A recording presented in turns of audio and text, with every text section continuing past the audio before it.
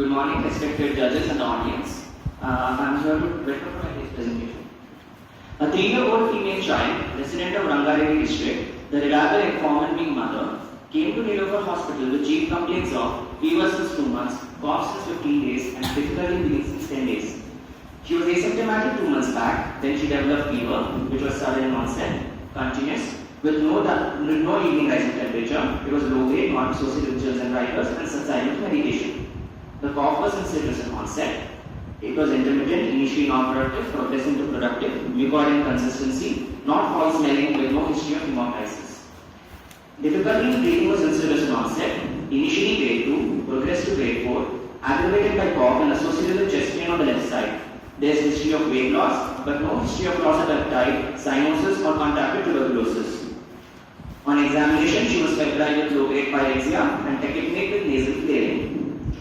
Examination of the respiratory system on inspection, the trachea appeared deviated to the right side, chest wall movements decreased on the left side, palpation confirmed the inspected findings and showed tactile local phlegmatis decreased on the left side. Stony dullness was noted on the left side on palpation. On auscultation, no bell sounds were heard and decreased local resonance on the left side. This is the case summary.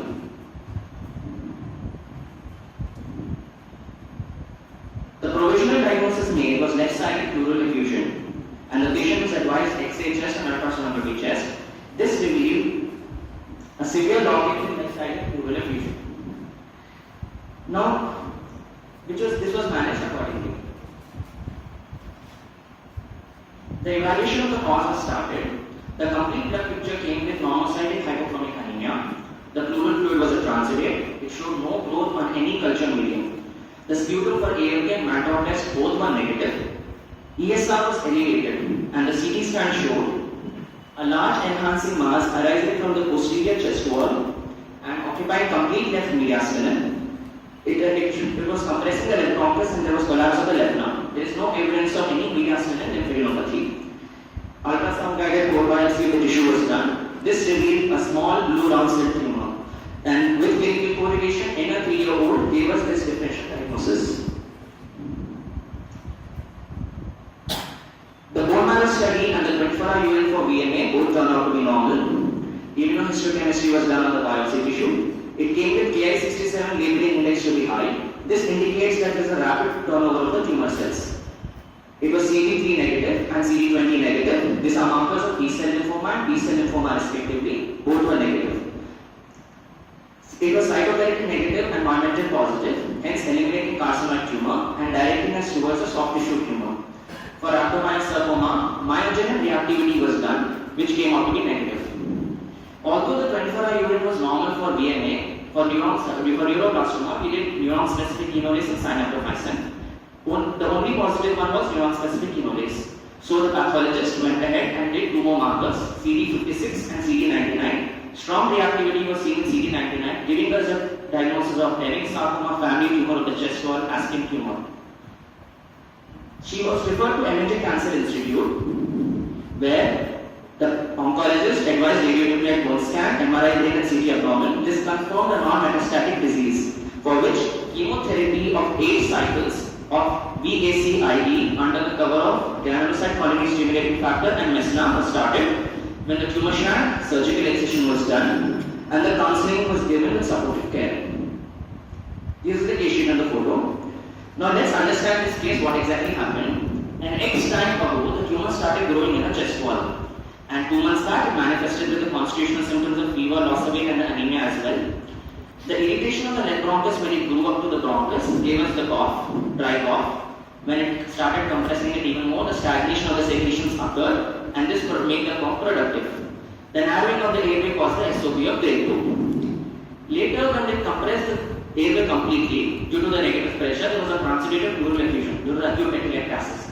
And this caused the pleural effusion and the right chest pain on the left side. The difficulty in the breathing worsened to grade 4. She came to Niloufer Hospital later. Now this is my take-home message. It is said that when you hear hoof beats, you should be thinking horses and not zebras, meaning you should be thinking the common disease and not the rare one. But as clinicians, we need to be alert in the back of our mind to not miss a zebra which is staring right at our face. Thank you.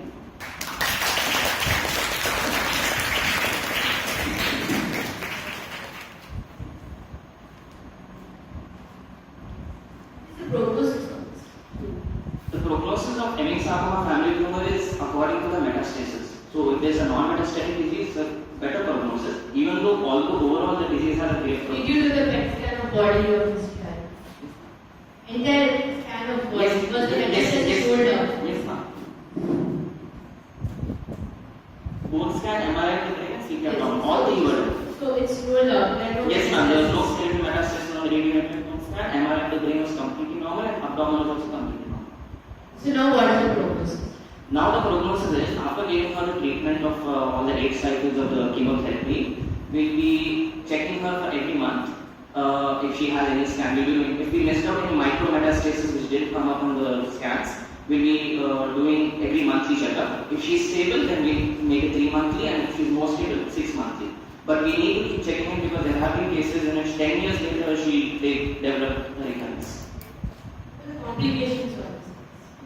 The complications of this case is due to the surgery done on her, there might be some mediastinal pathology. She might get pleural effusion, iatrogenic cause of trauma, and due to the treatment which is being given for this, she might have a cause anemia and neutropenia and other such infections. This child was routinely taught as a pleural effusion and ICD done. This child was diagnosed as pleural effusion and ICD was done. Yes, ma'am. So without CT, before CT chest, or just by X-ray, the child was. No, ma'am, not just by X-ray. Even ultrasound. Yes, with ultrasound, I agree. With ultrasound and X-ray chest also, the child was diagnosed as pleural effusion, mass was not caught, and ICD was done. Yes, ma'am. The child didn't improve, so that made you go for CT chest, isn't it? Yes, ma'am. So this is actually a take-home message. Nowadays, it is pediatric surgeons are not ready to put a ICD without a CT chest, because Niloufer is such a place where you expect the very rare things. So when your child is not improving, just don't think of upgrading the antibiotics or just be putting the ICDs and all. That is the right question or not. But it's very important for you to go to a CT chest. Actually, that is the important message. Thank you. Yes, ma'am, it was a plan. No malignant cell form. Lyse criteria for extended pleural effusion, ma'am. For this, first we see the ratio between the pleural fluid protein and the serum protein. If it is greater than 0.5 or like there are more criteria. One more is LDH, pleural fluid LDH and the serum LDH. It should be greater than 0.6. And the third criteria is pleural fluid ratio, LDH ratio of the pleural fluid and the upper limit of the serum fluid LDH. Serum LDH. In this case, you said it is a transudate. Yes, ma'am. Then that itself should have given a clue that it is not an infection. Yes. Something else. Yes, That's why you ICD. That's why. So sure, it is a transudate which you have taken. No, ma'am. We started it after we trained because we saw it was grade 4 much, was very much big. So we started the intercostal drainage, and later to know why it happened, we did all these tests which came out later. Translated. Yes, ma'am. Cardiac causes congestive heart failure. Hepatic cause is liver cirrhosis. Most common cause in children is protein energy malnutrition due to the hypoalbuminemia, and lung causes like acute. Experience in hypoalbuminemia.